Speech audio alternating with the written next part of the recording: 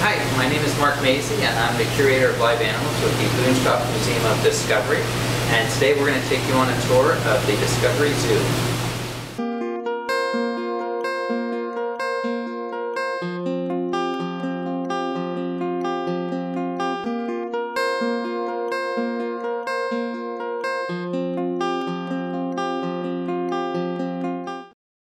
This guy's name is Sheldon, and he is a three-banded armadillo, and they are a species that are found in South America. He's full-grown, so this is as large as they get, and their name comes from the three bands on their shell. So they're not the species that's native to North America. Their range is South America and maybe a little bit into the lower parts of Central America. What makes them fairly unique among armadillos is they're the only species, there are other small species, but these are really the only ones that can curl up into a super tight ball for protection. I don't know if he'll do it, but their head and tail, yeah, they're kind of doing it there. His head and tail kind of fit together like puzzle pieces, and when they're really scared, they'll kind of curl into a tight ball. This guy will do it kind of just whenever we want him to, really, most of the time. They are nocturnal animals, and they spend their time looking for insects and rodents, primarily insects though. They will find termite mounds and things like that. And with these really long, see if he'll show here, but with these really long front claws that he has, they will tear open termite mounds, and they have a super long tongue. They are related to anteaters, so they've got a long tongue. They say their tongue can stick out of their head as far as kind of as long as their top shell plate here. So can stick a couple inches out of their head, and they'll stick it down into anthills and get as many ants as they can that way. They are mammals. You know, they've got that hard shell looking, almost reptile looking shell to them, but they are mammals, and you can see lots of hair kind of poking out from underneath here. So one of the traits of mammals is that they have hair, as well as being warm-blooded and in live births the majority of the time. And these guys do all those things. They are warm-blooded. They do not hibernate or anything because they're from a tropical place, so they're active year-round. Their hind feet have actually fused together almost like hooves. So they actually have 4 toes on their hind feet, but the middle 2 have fused into one, but there's actually 2 sets of bones in there. And when they walk, they tend to walk up on their tippy toes, actually up on their toenails, and they spend a lot of time digging and burrowing and looking for insects and grubs and things just below the surface. They have a very strong sense of smell, and that is their primary means of finding food, so they're sniffing along as they go. And when they're scared by a predator, they do curl up into that tight ball, and that's the main purpose of the shell, is protection. The shell, underneath the shell, there's skin, and it's part of it's just kind of like a bony plate, but it grows as they grow, so they don't kind of lose their shell and replace it as they grow. It just kind of grows as they grow. If it got cut or torn, they would bleed from their shell and that kind of thing. It is got blood vessels and those kinds of things in it, so it's just kind of a standard part of their body. Let him try and walk, have him walk a little bit. They're actually really cool when they walk because they get up high on those toenails and scurry around. And they kind of have that bobblehead, wobbly look to them as they move around. He's going to be really. This is a really smaller table than we normally do. Here at the zoo, we feed him several things. We feed him the biggest thing we feed him is called insectivore diet, and it's kind of like chicken mash. It's like a crumbly thing that we can give him. So it is a chow, or almost like a dog food or cat food, but made for small mammals that eat insects. And then he does get a pretty good amount of mealworms, crickets, and waxworms on top of that. He is primarily nocturnal though, so we feed him his food late in the day, and he usually doesn't eat right away, but it's always gone in the morning. So he has remained. A lot of our nocturnal animals kind of adapt to being more daytime animals here at the zoo, but he has stayed pretty nocturnal. So this is an eastern screech owl. These guys are native to the continental United States and down into South or Central America and up into Canada. Pretty abundant. They are a smaller owl, so this is as large as he's going to get. They're a species that are forest dwelling, so they like taller trees and they like to be in pretty dense forest. However, of all the owl species in Ohio, these guys have adapted more to kind of suburban life than any other species, and it's getting more and more common to have them in communities and hear them at night in suburban type of locations, as long as there's a fair amount of trees and things in yards, and especially if it's an older community with larger trees.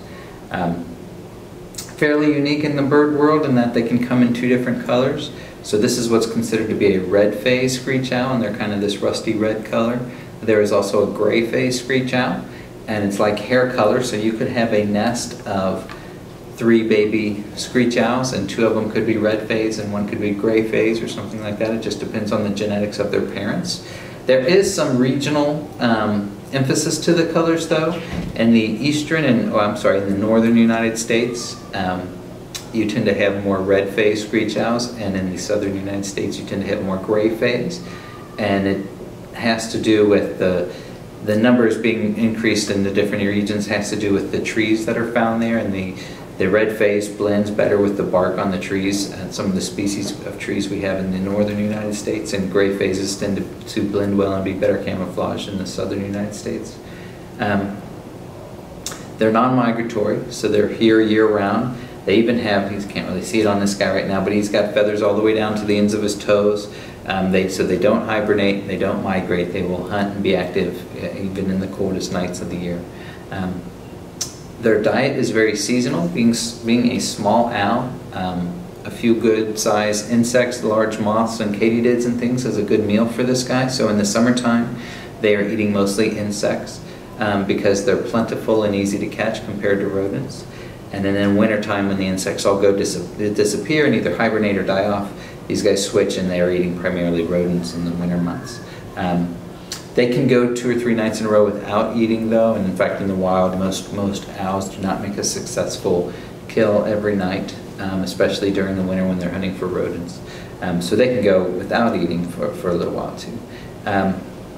This particular screech owl was injured in the wild and has a broken wing, so he's got the one wing that kind of sits out there a little bit further than the other wing, so he's non-flighted.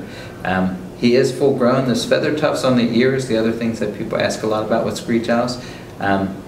Those are just, they call them feather tufts. They're not ears and they're not horns. They are meant for kind of display. The males especially will put them up or lay them down to try to make themselves look more aggressive and kind of more intimidating to other male screech owls and other birds in general.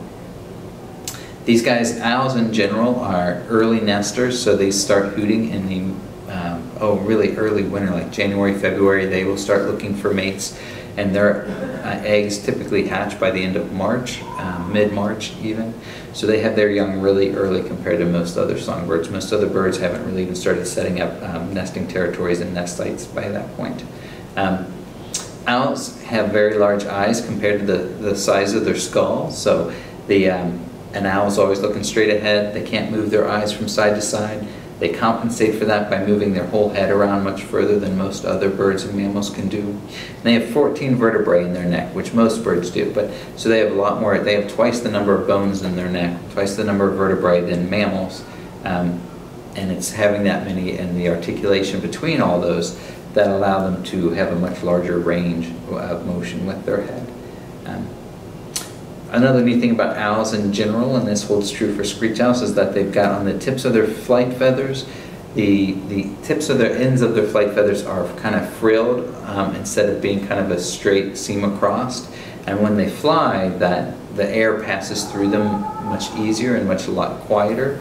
So if I had a kestrel, which is a falcon about the same size as a screech owl, on my other hand, and they both were flapping their wings, the screech owl's noise coming from his flapping his wings is much quieter than from the kestrel. So they are considered silent flyers. So when they're hunting, it's mainly the element of surprise. The thought is that the prey, the mouse, doesn't really even see or hear them coming most of the time, and they just get grabbed off by the screech owl. This is Aussie, and Aussie is an ornate lorikeet, a tropical species whose coloring is meant to match the flowers on the trees that they spend most of their time in. So the trees they spend most of their time in have yellow and red flowers, so they're kind of good mimics for that. Lorikeets are members of the parrot family, and this is a large for a lorikeet. Most lorikeet species are smaller than this, and more songbird size, or smaller songbird size, sparrow size, I guess.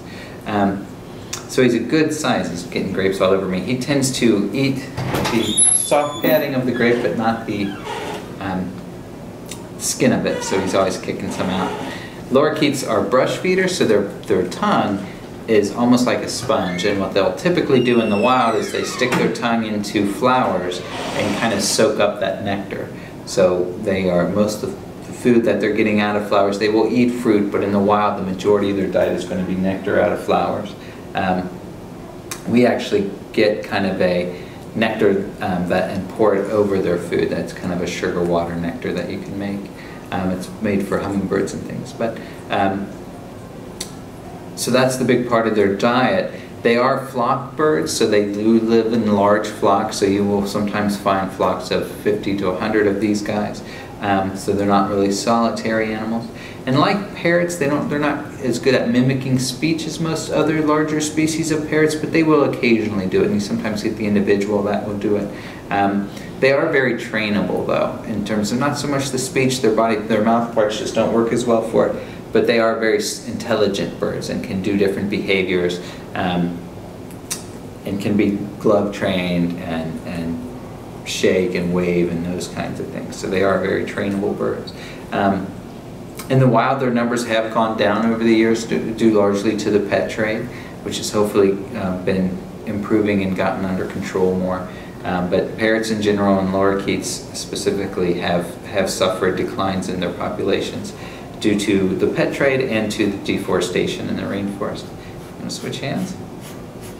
Aussie was part of he was part of a kind of a walkthrough lorikeet exhibit at a larger zoo. What are you doing? And ended up not working out there because he was so friendly that I think a couple of times they had people kind of starting to walk away with him. So he would just get on people's hands and not leave in the walkthrough exhibit with people. So we've been working with him and training him to do an education program. I'll see if he'll do a couple of his behaviors. He doesn't know very many yet. Aussie, give a kiss. And when he does this, he makes the kissing noise. Give a kiss. There you go. Good girl. Good boy. Step up. So what we've done with him in the time we've had him is we've worked on crate training him and then getting him to go from his crate into his cage, and then we worked on hand training him, getting him to sit comfortably on our hand, because he is a flighted bird and could fly around the room if he chose to. And then we've been working on just a few small kind of trick type of thing, adaptation type of things, just to show that how trainable and intelligent they are. Aussie, wave. Hi, Aussie. No, that's Aussie, wave. Oh, he's kind of doing it there with the one. Good, good.